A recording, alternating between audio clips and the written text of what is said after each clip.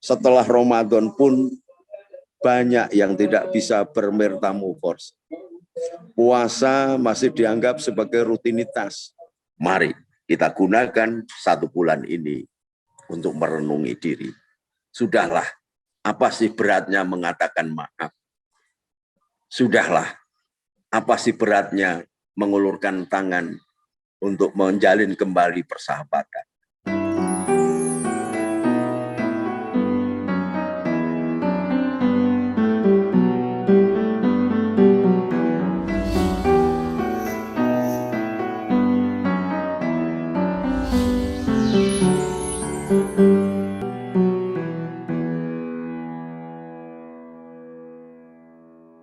Assalamualaikum warahmatullahi wabarakatuh.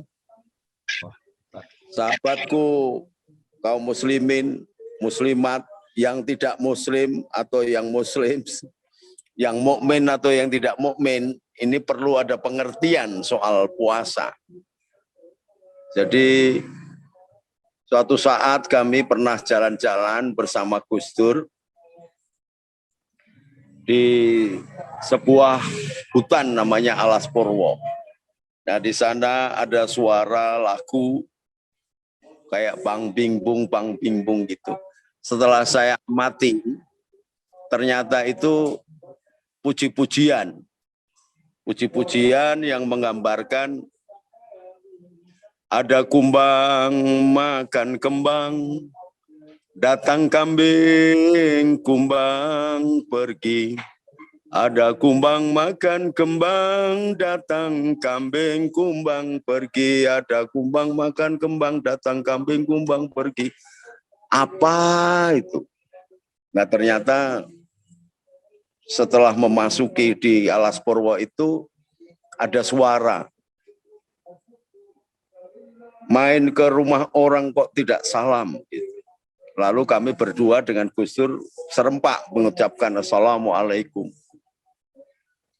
Nah, ternyata saya tanya, siapa itu Gus?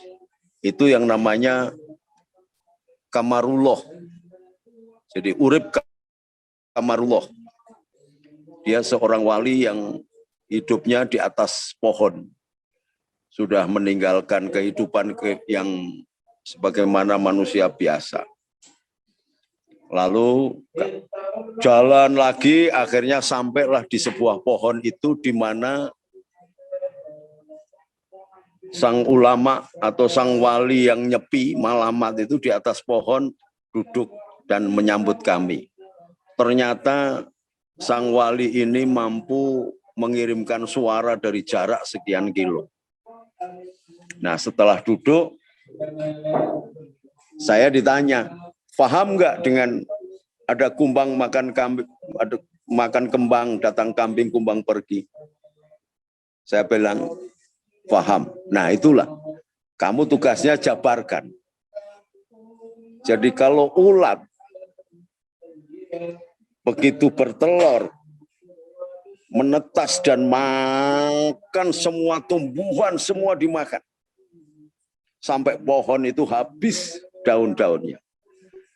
Tetapi ulat itu paham kapan dia berhenti. Lalu menjadi entung atau kepompong. Tanpa harus ribut seperti Departemen Agama menentukan kapan puasa, kapan tidak puasa, tidak pakai begitu.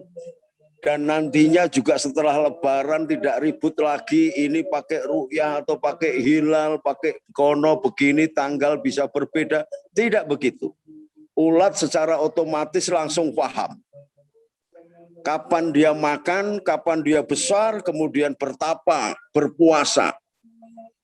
Selama siklus kehidupannya menjadi kepompong, kemudian lahir, tumbuh menjadi lebah, menjadi kupu-kupu.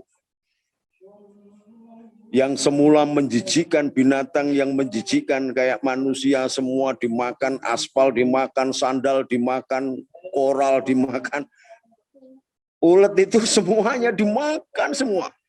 Tetapi dia tahu kapan dia berpuasa dan bermetamorfose menjadi kupu-kupu yang indah. So, ketika menjadi kupu-kupu, maka ibu-ibu, anak-anak semuanya senang melihatnya. Dia juga terlepas dari hukum kebinatangannya sehingga dia bisa melepaskan diri dari waktu dan ruang.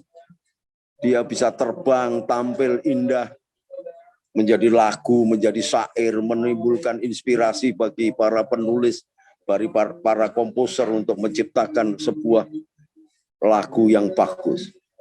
Tetapi manusia ternyata setelah 11 bulan makan sembarang, korupsi, ya maling, yang ngerampok, yang bikin sakit hati orang, yang melukai orang, yang merusak tempat ibadah, yang dengan alasan-alasan yang dicari-cari, yang pada intinya adalah untuk memenuhi nafsu syahwat hewaninya yang masih melekat meskipun berkerudung agama. Setelah Ramadan pun banyak yang tidak bisa bermetamorfose. Puasa masih dianggap sebagai rutinitas, sebagai bentuk kegiatan-kegiatan berhenti untuk sementara saja. Tetapi ketika nanti Lebaran, tidak merubah diri menjadi kupu-kupu, yang ketika didekati kambing, dia akan pergi. Jadi kenapa kok didekati kambing pergi? Ini tersirat kepada pernah disitir oleh di dalam Bible bahwa Allah Bapa sendiri yang memisahkan antara kambing dan domba.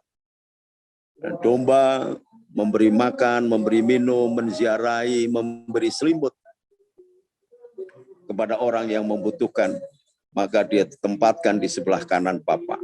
Ini sama dengan di dalam Al-Quran, Ara'aital ladzi yukadzibu biddin fadzalikal ladzi yad'ul yatim wala yakhudu ala tu'amil miskin. Banyak orang melakukan sholat tetapi dia celaka karena dia melupakan esensi sholatnya, tidak merawat anak yatim, tidak menyantuni fakir miskin, tidak rukun kepada tetangga.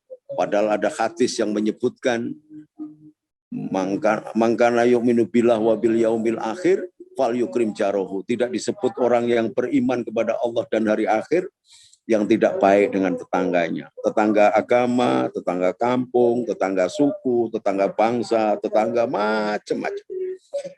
Nah, puasa sebenarnya Allah kalau memberikan ayat kauniyah atau Quran basah atau kitab yang tidak tertulis tetapi nyata di permukaan, dicontohkan seekor ulat yang memiliki ketamakan luar biasa ketika masih kecil sampai menjadi dewasa, tetapi tahu batas-batas. Nah, puasa ini sesungguhnya mengajarkan orang tentang batas. Maka diberikan terminologi untuk mendekatkan sekurang-kurangnya, menyamakan, mensetarakan ciri-ciri orang yang takwa yang ketika selesai puasa maka dia menaik jenjang variabelnya, grade-nya, stratanya menjadi orang yang takwa. Orang yang takwa itu apa? Yang disiapkan surga seluas langit dan bumi. Oleh sebab itu tidak perlu kemudian jadi rebutan bahwa siapa yang masuk surga, siapa yang di sini, siapa kemudian memaki seolah-olah selama ini para dai-dai yang abal-abal, dai-dai yang baru kemarin masuk Islam kemudian mengatakan dia bisa memasukkan surga, menyediakan bidadari dan sebagainya dan sebagainya. Karena apa? Surga itu seluas langit dan bumi. Jadi siapa saja akan diberikan surga oleh Allah, oleh Allah, oleh Yahweh, oleh Ilah, oleh Sang Yang Widiwasa, Sang Yang Menang, atau Ar-Rahman, atau Ar-Rahim, atau apa saja nama-nama yang disebut dengan kemuliaan itulah hak Allah. Nah, seharusnya berpuasa, ketika selesai berpuasa, dia memasuki jenjang takwa itu. Jenjang yang takwa ciri khasnya bagaimana? Yang kemudian menjadi kupu dan lebah. Coba perhatikan. Mas Arief lihat yang namanya lebah. Dia makan sari-sari bunga. Kalau semula makan daun-daunan sembarang yang halal, yang tidak halal, dimakan semua oleh ulat. Begitu dia jadi lebah, dia makan sari-sari bunga. Kemudian dari sari bunga itu melahirkan madu atau lebah atau an-nakhl ini melahirkan madu. Dan itu tidak pakai stempel. Ini untuk orang Kristen, ini untuk orang Hindu, untuk orang... Lebah mengikhlaskan produk utamanya yang sangat menyehatkan bagi manusia untuk dimakan manusia. Tanpa stempel harus dimakan orang Jawa, orang Cina, orang Batak, orang Arab, orang agamanya macam-macam. Tidak. Inilah yang dimaksud dengan setelah menjadi lebah, setelah mencapai derajat takwa, maka manusia yang sudah melaksanakan puasa, khususnya puasa Ramadan selama 1 bulan itu, dia memiliki keikhlasan sebagaimana lebah yang digambarkan di dalam Al-Quran, namanya ayat kauniyah, ayat yang nyata di dalam kehidupan ini. Ketika tidak memahami kitab Allah, maka Allah masih menyertakan kitab-kitab yang tidak tertulis, namanya lebah. Kalau dia menjadi kupu-kupu, maka lihatlah kupu-kupu. Sekurang-kurangnya orang yang sudah berpuasa harusnya berperilaku seperti kupu-kupu. Menyenangkan hati siapa saja. Tidak membuat susah. Anak kecil suka kupu-kupu dengan keindahannya. Ibu-ibu pun suka kupu-kupu. Bahkan melewati batas negara, batas bangsa, batas agama, batas politik, batas sistem, batas apa saja, setiap orang melihat kupu-kupu pasti akan merasa senang. Inilah yang diharapkan oleh Allah menurunkan syahrul Ramadan alladzi unzila fihil Qur'an hudal linnas wa bayyinati minal huda wal furqan. Dari pembelajaran melakukan puasa, menahan nafsu, menahan makan, menahan pikiran kotor, menahan syahwat. Harusnya bulan ini, bulan yang baik ini diawali mulai dari presiden sampai semua pejabat. Dari mulai pengusaha sampai pemuka agama. Dari mulai rakyat kecil atau rakyat yang siapa, meluruskan diri dalam setiap ajaran agamanya. Bukan kemudian mengklaim kebenaran agamanya masing-masing, tetapi menarik intisari apinya dari roh agama itu, kemudian diaplikasikan. Jadi konkurensinya bukan rebutan kebenaran syariat, tetapi bagaimana syariat yang sudah ribuan tahun itu selesai diperdebatkan, sekarang tunjukkan para pengikut agama itu mengaplikasikan kegiatan agamanya sebagaimana ayat kauniyah yang dicontohkan oleh seekor ulat. Kalau itu bisa menjadi kepompong, kalau itu bisa menjadi lebah, maka puasanya jadi berhasil. Kalau itu puasanya berhasil, maka kedamaian akan selesai. Yang penting adalah, ya saya maksudkan, setelah puasa Ramadan 30 hari ini, saya berharap ada rekonsiliasi nasional. Bangsa ini sudah terbelah, yang separuh distempel dengan kecebong dan kodok, yang separuh distempel dengan kampret dan kadrun. Separuh bangsa terbelah dan merasa senang distempel dengan binatang-binatang. Kalau binatang-binatang mereka nggak perlu puasa Ramadan. Kewajiban puasa itu untuk orang yang beriman. Ya ayyuhalladzina amanu kutiba alaikumusyamu kama kutiba alal ladzina min qablikum la'allakum tattaqun. Jadi umat Islam, umat Kristen, dan umat-umat sebelumnya itu diberi kewajiban masing-masing oleh Allah untuk melakukan puasa. Puasa itulah yang diharapkan bisa melakukan introspeksi, muhasabah, sibuk menghitung kekurangan dan kesalahannya. Bukan sibuk menghitung kekurangan, keburukan orang lain. Disinilah titik muhasabah sehingga dia bisa mencapai kesempurnaan penciptaan yang sudah dijadikan oleh Allah menjadi plafon tertinggi. Walaqad karomna ala bani Adam. Sungguh sudah aku muliakan keturunan Nabi Adam. Tetapi mampu enggak kemudian melakukan recovery terhadap diri, pemikiran, fisikly maupun psikisnya, untuk menjadi insan yang bertakwa. Aplikasinya kemudian setelah takwa dan puasa, maka dia akan memiliki sifat alladzina yunfikuna fisyara wa dara. Membelanjakan rezeki yang diberikan Allah kepadanya, kepada siapa saja. Ini penting. Jadi bukan kemudian orang yang puasa harus beramal di masjid, di musola, kemudian hanya untuk orang Islam saja. Salah. Karena Islam stempelnya adalah rahmatan lil alamin. Maka sebagai bentuk ketakwaan, dia akan mengamalkan harta bendanya kepada siapa saja, kepada saudaranya siapa saja, yang seagama, yang tidak seagama, yang sekota atau senegara, satu suku, atau semua yang melewati batas-batas benua pun kewajiban kita untuk menyantuni mereka. Kalau ini dikaitkan dengan kepentingan nasional, maka saat di mana wabah COVID yang merajalela di mana-mana ini, banyak PHK, banyak orang kelaparan, banyak orang termiskinkan, usaha mati, dan sebagainya, dan sebagainya, dan sebagainya, ini mengarah kepada bentuk kekafiran. Karena apa? Karena kemiskinan. Minal fuqara kadal kufro. Maka pada saat berpuasa ini, tolonglah saudara sebangsamu, agar tidak sebangsamu, agar tidak terjerumus di dalam kekafiran. Kekafiran yang sesungguhnya adalah ketika mereka memasuki derajat kefakiran, kemiskinan. Ini adalah pintu gerbang kekafiran. Minal fuqara kadal kufro. Maka pada saat berpuasa ini, teman-teman umat Islam, para santri atau yang tidak santri, jadilah magnet yang menggerakkan kekuatan bangsa ini untuk memiliki kesetiaan sosial dan care terhadap bangsa dan negaranya, menolong bagi semua bangsa Indonesia dan rakyat Indonesia tanpa terkecuali, sehingga dengan demikian membantu kerja pemerintah.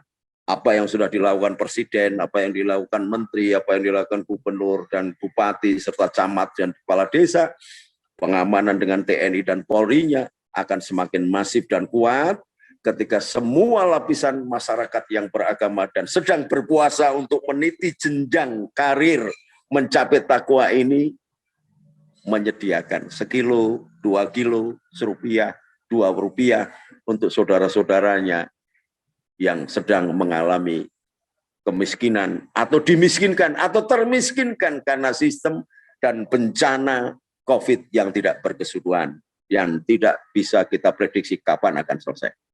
Alladzina yunfikuna fis-saraa wal kadhiminal ghaidha. Nah, di sini persoalannya. Maka orang yang kepingin mendapatkan surga seluas langit dan bumi itu, yang menjadi, yang tandanya bisa menjadi lebah dan kupu-kupu itu, mampu meredam hawa nafsu dan kemarahan. Tidak lagi pada saat puasa malah merencanakan kudeta, pada saat puasa merencanakan pemboman, saat puasa melakukan teror. Teror bisa dilakukan oleh siapa? Oleh pemerintah juga bisa ketika dia terlalu menakut-nakuti karena tidak bisa ada problem solving, jalan keluar. Sampai kapan ini COVID akan berlangsung? Ini juga teror. Teror dilakukan oleh pemerintah dan aparatnya kepada rakyatnya sehingga kehilangan hope. Gereja-gereja jadi sepi, masjid sepi, vihara sepi, kuil sepi. Padahal manusia Jawa adalah manusia yang senantiasa berhubungan dengan Tuhannya. Ketika dia tidak berhubungan dengan Tuhannya, maka hopeless dia. Dia tidak punya harapan apa-apa. Kalau tidak punya harapan apa-apa, frustasi, maka akan memunculkan pengkerdilan kelenjar timus yang ada di dalam tubuh sehingga tidak membantu metabolisme tubuh dan membentuk kekebalan tubuh. Yang kedua, ketika tidak ada hope, maka pikirannya adalah kriminal. Maka ini yang disebut dengan gejala kriminogen. Ini berbahaya. Maka anjuran, dakwah, kampanye yang bersifat untuk menggiring rakyat membenci pemerintah akan dengan gampang terjadi. Kelemahan-kelemahan yang terjadi pada rezim ini akan terbuka dan itu menjadi sorotan dan akhirnya memecah belah. Apalagi sekarang sudah terbelah bangsa ini. Maka di bulan puasa ini saya minta mulai presiden sampai pemerintah yang lain mulai menyatukan kembali bangsa ini. Kalau memang Pancasila, maka harus mengikuti Persatuan Indonesia. Persatuan Indonesia tidak ada kecepong, tidak ada katru. Semuanya adalah rakyat Indonesia. Dan munculkan ruh Sumpah Pemuda, berbahasa, berbangsa satu, bangsa Indonesia. Alladzi wal kadhiminal ghaidh. Sudah luruhkan dulu. Yang kemarin sudah terjebak, kepengen memberontak, kepengen begini, sudahlah ikuti sistem demokrasi. Mekanisme 5 tahunan sudah mengatur. Kalau 5 tahun kemarin kalah bersaing, ya kita coba lagi ke depan. Tapi jangan coba-coba melengsarkan presiden, kemudian mengkudeta atau mengimpeach presiden. Itu budaya yang sangat buruk yang tidak dikenal oleh bangsa Indonesia. Saya sebagai pendukung Gus Dur dulu ketika Gus Dur dilengsarkan masih terasa sakitnya itu di sini. Dan kita tidak menghendaki dendam itu merebak kemana-mana. Nah ini tolong. Kubu Prabowo, kubu Jokowi, masing-masing harus tampil ke muka, ke masyarakat, satukan umatnya kembali. Karena kalau sampai terbelah, sampai terjadi peperangan antara kodok dan kadrun, maka yang salah adalah Jokowi dan Prabowo. Tidak bisa dihilangkan lagi. Dan bagaimana menempuhnya pertobatan kalau sampai bangsa ini perang terbelah menjadi dua. Divide et impera yang kita hindari, yang menjadi pengalaman pahit pada zaman penjajahan Belanda, masa akan terulang setelah sekian tahun kita merdeka. Hindari.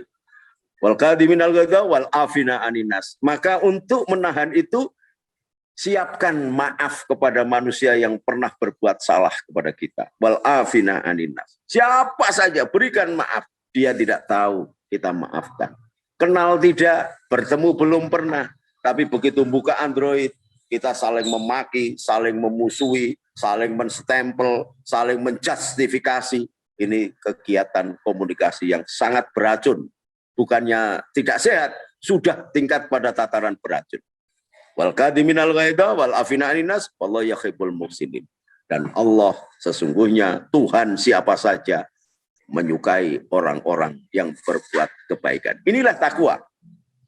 Jadi kalau berpuasa 30 hari setiap tahun kita berpuasa tidak pernah mencapai derajat takwa, kalah berarti kita dengan ulat yang hanya binatang jalan pelan-pelan, tidak pernah keluar dari pohonnya, hanya makan di pohonnya, tetapi dia berhasil mencapai pertapaan yang sempurna, melakukan metamorfose menjadi lebah, menjadi kupu-kupu. Maka puasa tahun ini menjadi kewajiban kita semua, mau pemuka agama, mau pemuka adat, kepala suku, presiden, sak menteri-menterinya. Mari kita gunakan 1 bulan ini untuk merenungi diri. Sudahlah, apa sih beratnya mengatakan maaf? Sudahlah, apa sih beratnya mengulurkan tangan untuk menjalin kembali persahabatan? Jangan kita ngomong Pancasila, tetapi kita tidak pernah melaksanakan persatuan Indonesia. Kalau kita hanya mengatakan Pancasila, tetapi kita tidak memunculkan nilai-nilai kemanusiaan yang adil dan beradab. Kalau kita puasa dan melakukan Pancasila, tetapi tidak mengenal benar berketuhanan yang Maha Esa. Kalau kita berpuasa, namun kemudian tidak pernah kenal benar apa yang dinamakan kerakyatan yang dipimpin oleh hikmat kebijaksanaan dalam permusyawaratan perwakilan. Melakukan kritik, melakukan ini dengan alasan hak asasi manusia, tetapi menyakiti pemimpin-pemimpinnya sendiri. Jangan harap bisa mengaplikasikan keadilan sosial bagi seluruh rakyat Indonesia. Selamat berpuasa, selamat bermuhasabah, selamat merenungi diri, selamat berbangsa dan bernegara. Insya Allah Indonesia akan jaya. Assalamualaikum warahmatullahi wabarakatuh. Merdeka!